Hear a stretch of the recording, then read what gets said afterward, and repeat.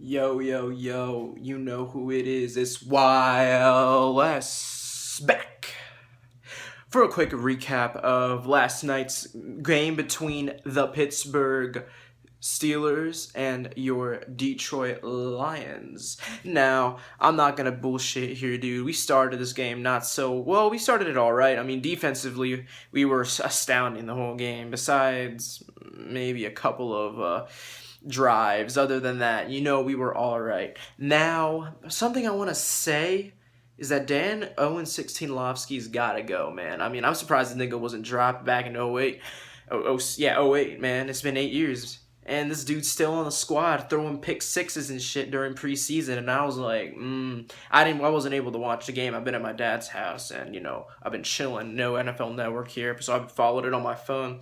And I see this dude is like trying to escape coverage and stuff. And like niggas was gonna sack him. But like if you're gonna sack him, like this dude's got to take the hit. I mean, you gotta like as a quarterback in the NFL, you gotta learn how to take hits. And this dude just decides like, nah, man, I'm about to just throw it like that. And he's like gets pick six. Now, if y'all wondering why I'm shirtless, don't worry. I will put on a shirt. It's just that it is hot as heck outside, yo. It is hot, like 110 degrees hot. Hot. Now, anyways, something I wanted to address before I get into this video is that I wasn't able to post yesterday because I was busy, because, even YLS has a life, and that's saying something. Now, y'all, going back to the game, who I liked the most out of all the rookies, and everyone could agree with me, is arguably, I think, Dwayne Washington.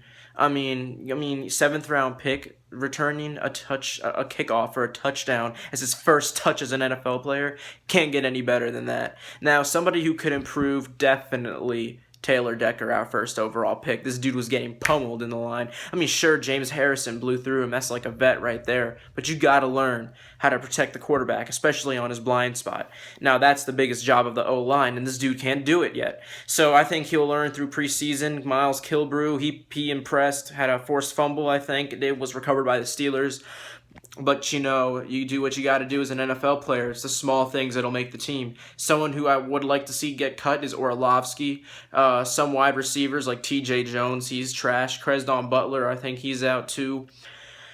And someone who I think is on the chopping block that shouldn't be on the chopping block is probably... And I know no one yet. I mean, like, it's only been one preseason game. I think I'll get into that later next games or in a couple games. By the way, your boy YLS about to hit up the Be More Lions game. About to film that stuff. About to film, like, me going to the stadium all hyped up for a preseason game. About to piss some Ravens fans off, yo. But that's what YLS does. He just got to show who he is. Now, I'm sweating as hell, man. Let me just tell you. Whew. Alright, but that's irrelevant. What's relevant is that the Lions won yesterday. Stafford did his thing. Sure, he got fumbled, but like I said, when you get hit from the blind spot, what else you gonna do? Huh? What else you gonna do?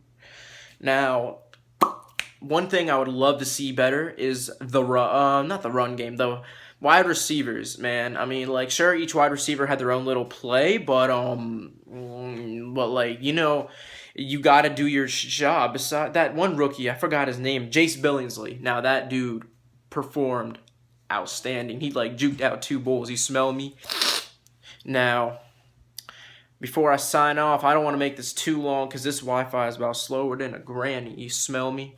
Now, like, one last thing I want to do before I sign off is name 5 players that could potentially make the cut after last night. And those players are going to be the following. Number 5, Miles Kilbrew. He was underperforming throughout camp. Let me just tell you from what I heard. But then this dude is like, comes into the game and just does his job. Another dude who I think performed well was the guy I just mentioned, Jace Billingsley. You go into that game, you get 2 or 3 good catches. I mean, it's a preseason game. Too many players are playing for you to ever get the spotlight like that. And I think he used every time he had the ball pretty well. Jake Ruddick, he's our potential backup. I mean, that dude came out of nowhere from the University of Michigan. Go blue, nigga.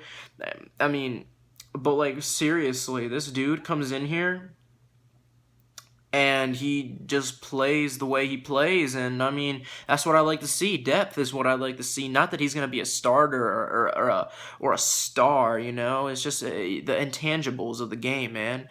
Now another player is the aforementioned Dwayne Washington. Now that dude can ball. He's like Amir Abdullah, but better on the return game. And Amir Abdullah's been injured, so I mean, like, I know that dude's not gonna get cut. Amir Abdullah is gonna be our probably #1 running back, which is saying something. And I'm also just gonna point it out that we're gonna get Leonard Fournette next draft. I'm calling it. We got a tank for him. That dude's gonna be a beast for us. Trust me, Lions fans. Trust me, boys and girls. And #1 player who stood out the most was I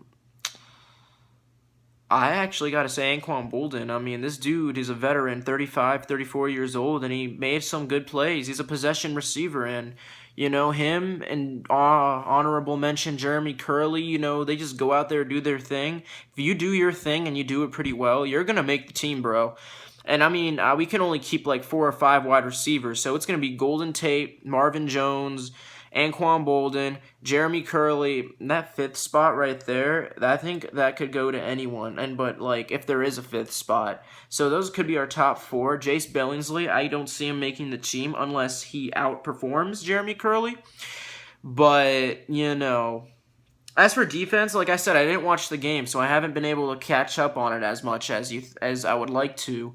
All I know is that Ashawn Robinson had some troubles in the trenches, and like as a rookie, I mean, like I say, I always give them the first game jitters up until, you know, it's like fucking week 11, and these dudes are still like struggling to play the game on a professional level. Now that's when you got problems. But for now, I think some of these rookies that are struggling are gonna be able to play their game, and if they want to play their game later on in the season, then it's better late than never. All I'm saying is if you're a bust this year as a rookie that we draft round 3 or higher, like Ashawn Robinson and Taylor Decker, you got to play up to your expectations. Now, I'm obviously paying attention mostly to the rookies, but I'm also paying attention to some veterans as well. Dan Orlovsky was one of them, and he's got to go, man. Another one that I was paying attention to was or at least I was following, was how Darius Slay would play when he was given the chance. And I don't think he suited up, so like I wasn't able to like really pay attention to that, you know. Some tight ends, excuse me. Cole Wick, I heard he played pretty well. Eric Ebron wasn't suited up. He's hurt, you know, he's got that knee problem, man. But yeah, I just think, you know, whatever happens, happens. I'll be able to touch up on this later on, though, after the next preseason game. Other than that, boys, keep calm and smell me.